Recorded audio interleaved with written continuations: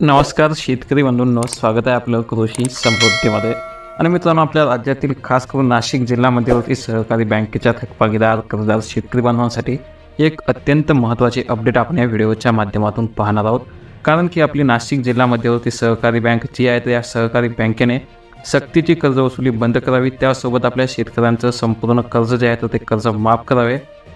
आणि या बँकेने फक्त नाशिक जिल्हा मध्यवर्ती बँकेच्या जे मुद्दल आहे ते मुद्दल घ्यावे आणि संपूर्ण व्याज जे आहे ते शासनाने भरावे, असा निर्धार आपल्या शेतकरी समन्वय समिती तसेच आदिवासी सहकारी संस्था व अनेक आपल्या या जिल्ह्यामधील शेतकरी संघटनांनी व्यक्त केला आहे. आणि विशेष म्हणजे की अतिशय महत्त्वाची अपडेट ही आहे की CBS येथील हुतात्मा स्मारक येथे शेतकरी संघटनांच्या बैठकीप्रसंगी शेतकरी समन्वय समितीचे अध्यक्ष भगवान बोराडे, कैलास बोरसे, दिलीप पाटील, दगाजी अहिरे, रमेश बोरस्ते, बाळासाहेब बोरस्ते, मारुती गारे, शांताराम मारोदे, सुवर्ण, त्यासोबत खारुंके, भाऊसाहेब नारे आदी मान्यवरांच्या उपस्थितीमध्ये शेतकरी जे आहेत ते उपस्थित होते. आणि यावेळी उपमुख्यमंत्री अजित पवार यांच्या दालनात झालेल्या बैठकीतील निर्णयावर जे आहे तर ती चर्चा करण्यात आलेली आहे.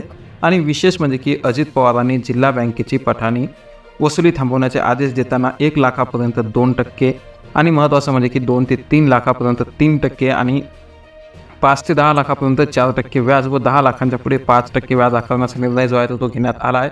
मात्र या निर्णयाला आपल्या शेतकरी बांधवांनी विरोध दर्शवला आहे. आणि आता शेतकऱ्यांचं असं म्हणणं आहे की आम्हाला व्याजामध्ये सवलत नको, तर संपूर्ण कर्जमाफी द्यावी आणि शेतकऱ्यांच्या मुद्दलाचे ते करून द्यावे. आणि जे काही आपले अल्पभूधारक शेतकरी असतील तर अशा अल्पभूधारक शेतकऱ्यांचं संपूर्ण कर्ज माफ करावे, अशी मागणी यावेळी करण्यात आली आहे.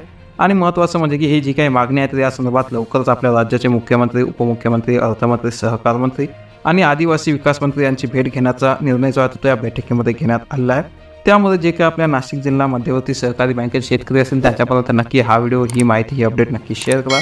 चॅनल जर नवीन असाल तर ताबडतोब आता चॅनलला सबस्क्राईब करून सोबतचं बेल आयकॉन दाबायला मात्र अजिबात विसरू नका. धन्यवाद.